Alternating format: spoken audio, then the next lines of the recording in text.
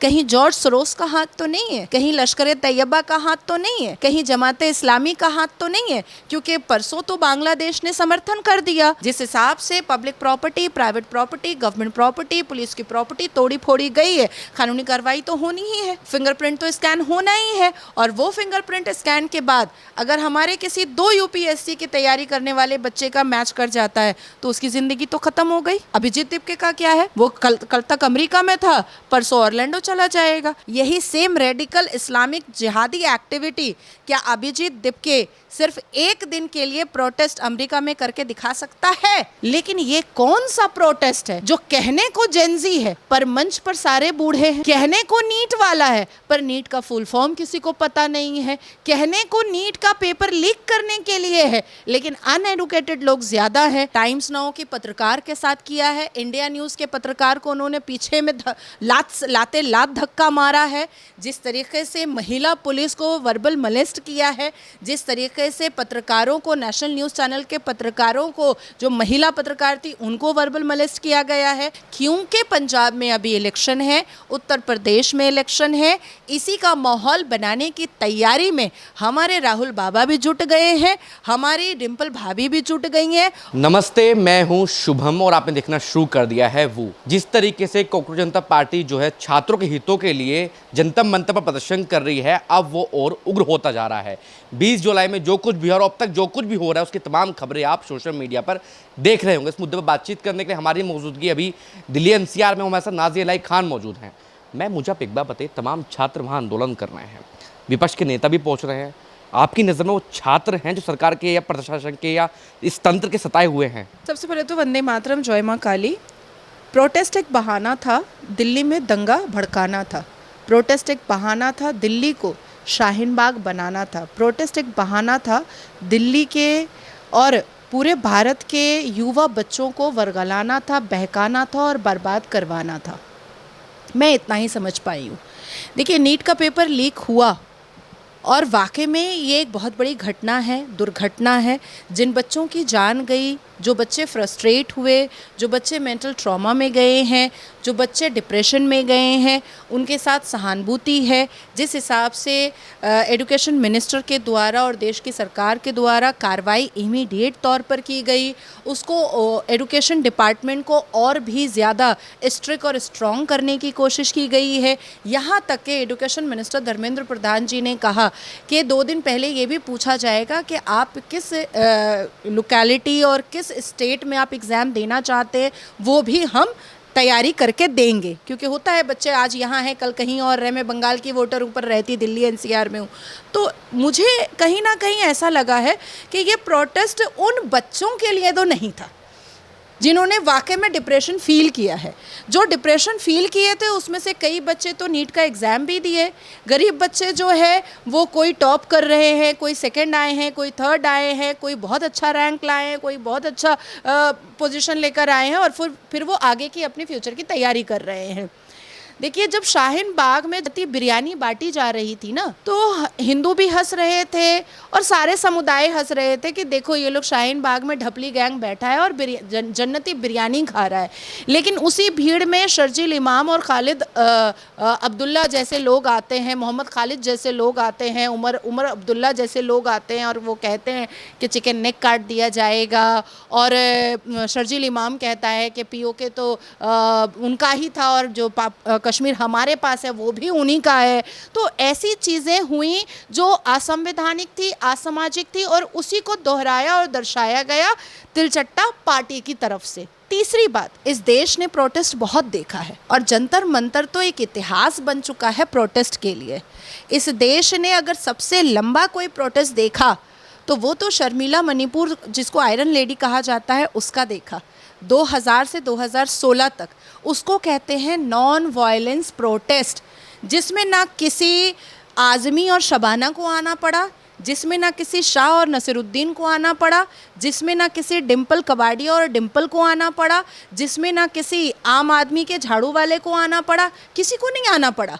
उन्होंने, शर्मिला ने मणिपुर में जब आर्म्स फोर्स हटाने के लिए जब उन्होंने प्रोटेस्ट स्टार्ट किया था और अनशन पे जब वो बैठी थी तो उस वक्त कांग्रेस की सरकार मणिपुर में हुआ करती थी। 16 साल का प्रोटेस्ट था वो। कांग्रेस की सरकार ने क्या किया था, उनके नाक में पाइप लगा करके उनको डिटेन करके उनको अरेस्ट करके शर्मिला जी को उनके नाक से खाना जो है उनके पेट में घुसाया गया था। लेकिन उन्होंने एक बार भी वॉयलेंस की तरफ उन्होंने अपना कदम नहीं बढ़ाया था और बार बार वो कह रही थी कि जो आर्म फोर्स है वो मणिपुर के सिविलियंस को मार रहा है, वो अनलॉफुल एक्ट कर रहा है जिसको हटाना ज़रूरी है। आज भी सहानुभूति और रिस्पेक्ट है उनके लिए, आज भी उनको देश और विदेश आयरन लेडी ही कहता है। आज भी वो कहीं दिखती हैं तो लोग नमस्कार करते हैं और हम जैसे लोग सर झुका करके उनको नमन करते हैं।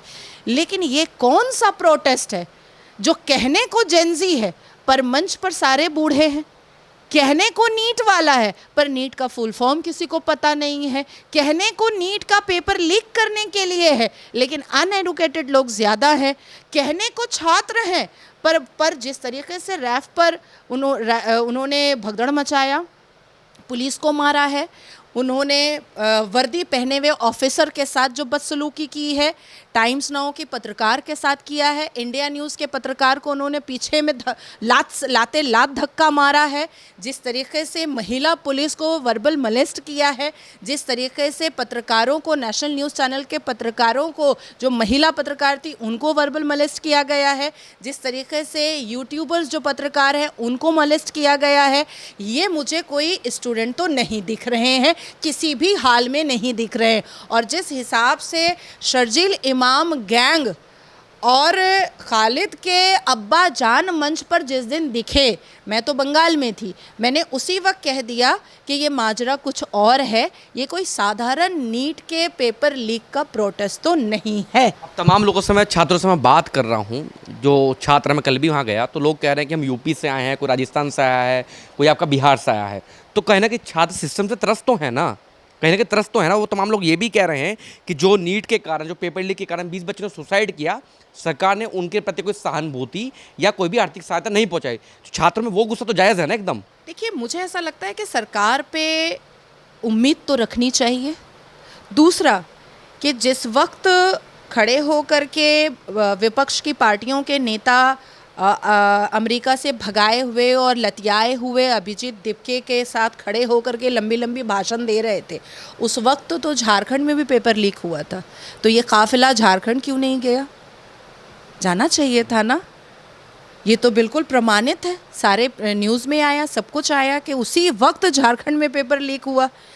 यहाँ तक के कट ऑफ भी जो है वो झारखंड में वो भी गलत हो गया, उस पर भी वहाँ पर झारखंड में ये लोग कूच नहीं किए, झारखंड में जा कर के इन्होंने बात नहीं किया।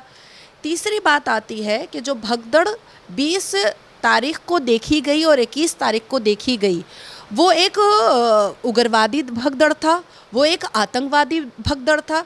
तीसरा कि शर्जील इमाम 10 दिन के लिए अपने भाई की शादी के लिए आता है और पैरोल में बाहर आने के बाद वो 10 दिन के बाद जब वो दोबारा जेल जाता है और उसके बाद फिर एक तिलचट्टा पार्टी चली आती है और वो जंतर मंतर पर बैठ जाती है और अचानक से जिसने कभी भी अनशन किया ही नहीं, सोनम वांगचुक चले आते हैं और आकर के वो भूख हड़ताल पर बैठ जाते हैं। अब आते हैं सोनम वांगचुक पे। सोनम वांगचुक ने इस भूख हड़ताल को, इस प्रोटेस्ट को जान दिया और क्राउन उन्हीं को पहनाना चाहिए, अभिजीत दिपके को या और किसी को पहनाने की कोई ज़रूरत नहीं है। लेकिन सोनम वांगचुक उस वक्त कहाँ थे जब वो कांग्रेस की सरकार लद्दाख में, जब वो अलग अलग सरकारी कमेटी में थे और लद्दाख का इंफ्रास्ट्रक्चर ख़राब था, लद्दाख में कोई डेवलपमेंट नाम की चीज़ नहीं थी। जब बर्फ़ पड़ता था लद्दाख में तो 6-6 महीना लद्दाख के लोग घर से बाहर नहीं निकल पाते थे, कोई बीमार पड़ता था तो बर्फ़ की वजह से घर में मर जाता था, बच्चे 6 महीना स्कूल नहीं जाते थे, 7.5 महीना स्कूल और कॉलेज बंद रहते थे। तब सोनम वांगचुक सत्ता की मलाई चाट रहे थे और वो कांग्रेस के सरकार के लद्दाख के कई कमेटी के वो मेंबर थे, प्रेसिडेंट थे, सेक्रेटरी थे, तब उन्होंने कोई प्रोटेस्ट और भूख हड़ताल नहीं किया। अब वो आकर के भूख हड़ताल कर रहे हैं और वो खुद कह रहे हैं कि मैं भूख हड़ताल कर रहा हूँ और अभिजीत दिपके जो है वो ठूस ठूस के खा रहा है। तीसरा कि ये जो प्रोटेस्ट में इतना खाना सर्व किया गया है और वैरायटीज़ ऑफ फूड जो सर्व किया गया है, लग्जरी जो सर्व किया गया है और इतने डिलीशियस जो डिशेस दिए गए हैं, इसका पैसा कहाँ से आया है मुसलमानों के पास? कहीं जॉर्ज सोरोस का हाथ तो नहीं है, कहीं लश्कर तैयबा का हाथ तो नहीं है, कहीं जमात इस्लामी का हाथ तो नहीं है? क्योंकि परसों तो बांग्लादेश ने समर्थन कर दिया, और वो भी वो ऑर्गेनाइजेशन ने समर्थन किया है जिसको यूनाइटेड नेशन ने टेररिस्ट ऑर्गेनाइजेशन कहा है, जमात इस्लामी, जिसको इतिहास का पन्ना गवाह है कि शेख हसीना ने उस ऑर्गेनाइजेशन को टेररिस्ट ऑर्गेनाइजेशन बोल करके बैन किया था। और 2024 में शेख हसीना की हत्या करने में और बांग्लादेश में सत्ता गिराने में इसी जमात इस्लामी का हाथ था। तो ये टेररिस्ट ऑर्गेनाइजेशन के सहानुभूति का और समर्थन की ज़रूरत आखिर तिलचट्टों को लगी क्यों? आपका मतलब है, आपका प्रोटेस्ट था कि हम नीट का पेपर लीक हुआ है, ये दोबारा ना हो, इसका मेरे को अश्योरेंस चाहिए। तो वो अश्योरेंस के लिए तो नड्डा साहब ने आपको बुलाया। आप उस पर भी झूठ बोल दिए इन लोगों ने कि फ़ोन हमसे ले लिया गया था, लेकिन जब वो पिक्चर सामने आई तो दोनों का फ़ोन दोनों के हाथ में था। तो झूठ से ये शुरू हुआ है और झूठ पे ये प्रोटेस्ट ख़त्म हुआ है। अभी भी अभिजीत दीपके, जिसको दो शब्द बोलना नहीं आता है और जिसको सही से अपनी बातों को रखना नहीं आता है, पता नहीं कैसे अमेरिका में था, मुझे तो समझ में नहीं आ रहा है, क्या मजदूरी करता था, क्या क्या उठाता था, क्या बैठाता था। उसका कहना है कि 12-12 साल की बच्ची को पुलिस ने मोलेस्ट किया है और पुलिस ने मारा है। तो वो विजुअल कहाँ है? वो विजुअल तो दिखने चाहिए ना।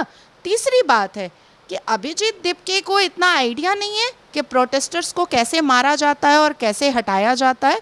अमेरिका में उसने देखा नहीं है क्या? यहाँ की पुलिस तो पिट गई, यहाँ की महिला पुलिस को तो इन लोगों ने मोलेस्ट भी कर दिया, गाली गलौज भी कर दिया, बदतमीज़ी भी कर दिया, गाड़ी में आग लगाने का काम भी कर दिया, पत्थर भी मार दिया, तलवार भी निकाल लिया और पुलिस को पकड़ करके मुक्का और फ्रैक्चर भी कर दिया। क्या यही सेम एक्टिविटी, यही सेम रेडिकल इस्लामिक जिहादी एक्टिविटी क्या अभिजीत दीपके सिर्फ एक दिन के लिए प्रोटेस्ट अमेरिका में करके दिखा सकता है? ये सवाल है मेरा अभिजीत दीपके से।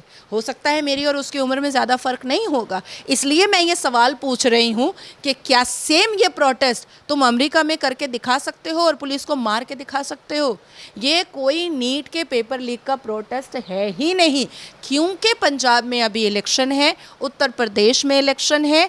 इसी का माहौल बनाने की तैयारी में हमारे राहुल बाबा भी जुट गए हैं, हमारी डिम्पल भाभी भी जुट गई हैं और हमारे जो अरविंद केजरीवाल झाड़ू वाले हैं वो भी जुट गए हैं। ये सिर्फ माहौल रेडी किया जा रहा है पंजाब इलेक्शन के लिए और उत्तर प्रदेश इलेक्शन के लिए। अदरवाइज़ इनको छात्रों से कोई लेना देना नहीं है। उसकी एक और बात मैं बता देती हूँ आपको।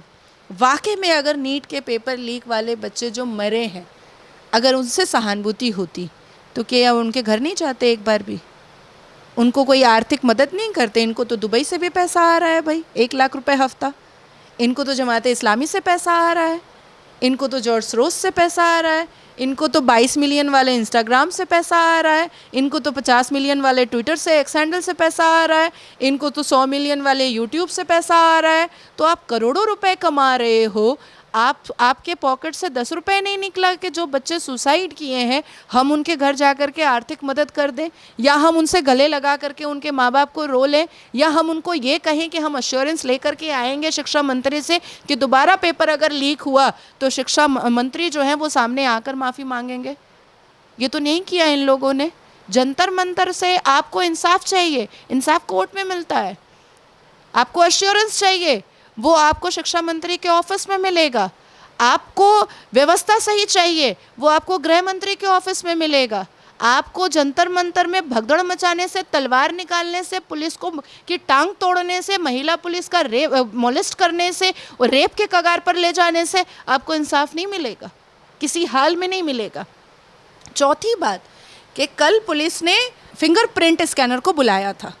अब आप मुझे बताइए कि अगर उस भगदड़ में, चलिए आम आदमी पार्टी के कार्यकर्ता रहे होंगे, कांग्रेस के कार्यकर्ता रहे होंगे, उसके वो जो रावण है उसके कार्यकर्ता रहे होंगे, उनका तो आया गया छोड़ दीजिए, पॉलिटिकल कार्यकर्ता का छोड़ दीजिए, उनको नेता बनना होता है, उनको किसी नीट का एग्ज़ाम दे करके और यूपीएससी का एग्ज़ाम दे करके एक रेप्यूटेड ऑफिसर या रेप्यूटेड व्यक्ति नहीं बनना होता है।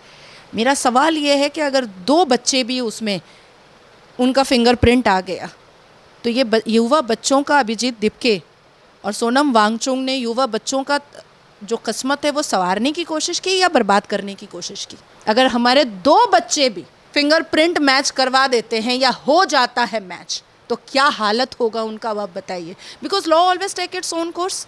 आप कानून के खिलाफ तो जा ही नहीं सकते। जिस हिसाब से public property, private property, government property, police की प्रॉपर्टी तोड़ी फोड़ी गई है, कानूनी कार्रवाई तो होनी ही है। फिंगरप्रिंट तो स्कैन होना ही है। और वो फिंगरप्रिंट स्कैन के बाद अगर हमारे किसी 2 यूपीएससी की तैयारी करने वाले बच्चे का मैच कर जाता है तो उसकी ज़िंदगी तो ख़त्म हो गई। अभिजीत दीपके का क्या है, वो कल तक अमेरिका में था, परसों ऑरलैंडो चला जाएगा। कहीं नहीं जा पाएगा तो ईरान बुला लेगा, पाकिस्तान बुला लेगा, कोई नहीं बुलाएगा, चाइना बुला लेगा। लेकिन उन बच्चों का क्या होगा, उनकी जिम्मेदारी कौन लेगा? उनकी जिम्मेदारी कौन लेगा। अब अभी देखिए तिलचट्टा जनता पार्टी ने जो है वो विजेता दहिया को हटा दिया है। कल तक यही विजेता दहिया बैठ करके धर्मेंद्र प्रधान भाई साहब का से जवाब मांग रहा था। आज बर्गर पर खुद जवाब देने को तैयार नहीं है। कह रहा है बर्गर खाने को आप लोग इतना बड़ा क्यों बना रहे हैं। अरे बर्गर खाने को बड़ा नहीं बनाया जा रहा है। पूछा ये जा रहा है विजेता दहिया से कि तुम नाचते नाचते, ठुमका लगाते लगाते बताओ कि तुम्हारे बुलावे पर, तुम्हारे पुकार पर जो बच्चे वहाँ पर गए और जो इतना भगदड़ मचा, तुम आराम से एसी रूम में बैठ करके तुम बर्गर खा रहे हो, क्यों? पूरा प्री प्लान था क्या? दूसरों जब अकाउंटेबिलिटी की बात करते हैं, खुद की अकाउंटेबिलिटी कहाँ गई फिर इसमें? कहाँ है अकाउंटेबिलिटी? तुम पिछले 3 महीने से देश के युवाओं को तुमने दिमाग खराब करके रखा है। तुम जेंजी बोल रहे हो, तुम्हारे सर के बाल सफ़ेद हो रहे हैं। तुम अपने स्किन को देखो, तुम्हारी अधेड़ उम्र हो रही है विजेता दहिया। तुम नाच के ठुमका लगा करके तुमने जेंजी को अट्रैक्ट तो कर लिया, स्किनी फिटिंग जीन्स पहन करके, कलरफुल शर्ट पहन करके तुमने जेंजी को अट्रैक्ट कर लिया। लेकिन आज जब तुमसे अकाउंटेबिलिटी मांगी जा रही है तो तुम पीछे क्यों हट रहे हो? तुम ये क्यों कह रहे हो सारे प्रेस और मीडिया को कि बर्गर खाना कोई बड़ी बात थोड़ी है? अरे वाकई में बर्गर खाना कोई बड़ी बात नहीं है। खाओ, 1 नहीं 100 खाओ। लेकिन जिस वक्त हमारे बच्चे, जिस वक्त इस देश के युवा, जिस वक्त इस देश के आने वाला फ्यूचर जब लाठियों का सामना कर रहा था, जब भगदड़ में शामिल हो चुका था, उस वक्त तुम आराम से एसी रूम में बैठ करके बर्गर खाओगे तो अकाउंटेबिलिटी तो देनी पड़ेगी तुमको। तुम्हारा तो पूरा जांच पड़ताल किया जाएगा कि आखिर बात क्या है। कि दूसरा एग्जांपल ये है, अभी पंजाब में पेपर लीक हुआ। पंजाब के जो अरविंद केजरीवाल हैं, आम आदमी पार्टी वाले, उन्होंने कहा कि अगर मेरे प्रदेश में पेपर लीक हो जाए तो उसके जो मिनिस्टर होगा उसकी जिम्मेदारी होगी, उससे इस्तीफा ले लेंगे। लेकिन पेपर लीक हुआ अभी हाल फिलहाल में 12 के पेपर लीक हुए, उसकी जिम्मेदारी किसने ली? वहाँ कोई प्रदर्शन करने नहीं पहुँचा अभी तक। देखिए कांग्रेस में कितने प्रोटेस्ट हुए और कांग्रेस ने कैसे कैसे प्रोटेस्टर्स को आक्रमण किया और तकलीफ़ दिया, यह किसी से छुपा हुआ नहीं है। और वैसे भी गांधी परिवार के जो लोग बैठे हुए हैं या राहुल गांधी जो कल आदरणीय प्रधानमंत्री के घर के सामने जो प्रोटेस्ट किए और झूठ मूठ का सो गए और लेट गए, इनको क्या पता शिक्षा? इनके नाना और दादा ने तो मौलाना को देश का शिक्षा मंत्री बनाया था, जो मक्का में पैदा हुआ था, जिसको अरबी आती थी, फ़ारसी आती थी, 1 2 3 सह 4 5 हश्त हफ्त नहदे आता था। आपको समझ में आया मैंने क्या बोला? मुझे समझ में नहीं आया, और शायद देश के कम ही लोगों को समझ में आएगा। मैंने 1 2 3 4 बोला, 1 2 सह 4 5 हश्त हफ्त, यही आता था मौलाना अबुल कलाम आज़ाद को। अभी मैं 2-4 आयतें पढ़ूंगी या अरबी में आपसे बात करूंगी तो आपको समझ में नहीं आएगा। तो शिक्षा के बारे में राहुल गांधी बात करे, ये शोभा देता है क्या? उन्होंने तो 8 साल में जो लोग मौलाना बनते हैं, जो कभी स्कूल नहीं जाते हैं, जो कभी डिक्शनरी नहीं उठाकर देखते हैं, जो कभी जनरल नॉलेज नहीं जानते हैं, वैसे मौलाना को, उसने अरबी में पढ़े हुए मौलाना को कांग्रेस ने शिक्षा मंत्री देश का बनाया था। और वो बात कर रहे हैं शिक्षा पर। दूसरी बात आती है कि पंजाब में किस तरीके से पंजाब की सरकार और वहाँ के जो मुख्यमंत्री हैं वो पाकिस्तान से साठगांठ बैठा करके जो ड्रग्स, कोकीन, गांजा का धंधा पंजाब में चल रहा है, इसके बारे में राहुल गांधी कब बात करेंगे और कब प्रोटेस्ट करेंगे? ये भी तो सवाल पैदा होता है कि आखिर वो प्रोटेस्ट कब करेंगे। तीसरी कि अरविंद केजरीवाल फिर से ओपन शर्ट में और लूज शर्ट में आकर के भिखारी की तरह खड़े होने का पूरा कोशिश किए जंतर मंतर में तिलचट्टों के साथ, लेकिन ये नहीं बता रहे हैं कि 4.5 करोड़ की गाड़ी में पंजाब का मुख्यमंत्री बैठता है वो ये नहीं बता रहे हैं कि उनकी जो नेपाली गर्लफ्रेंड है पंजाब के मुख्यमंत्री की, उनको वो 13-13 लाख का 14-14 लाख का डायमंड का रिंग देता है। ये बात नहीं बता रहे हैं अरविंद केजरीवाल। ये सब खुलासा कब करेंगे अरविंद केजरीवाल? फिर से क्या हम लोगों को उतरना पड़ेगा क्या? जो शीश महल का खुलासा हमने किया था, फिर से वैसे ही पंजाब के मुख्यमंत्री का खुलासा करने का वो इंतज़ार कर रहे हैं क्या?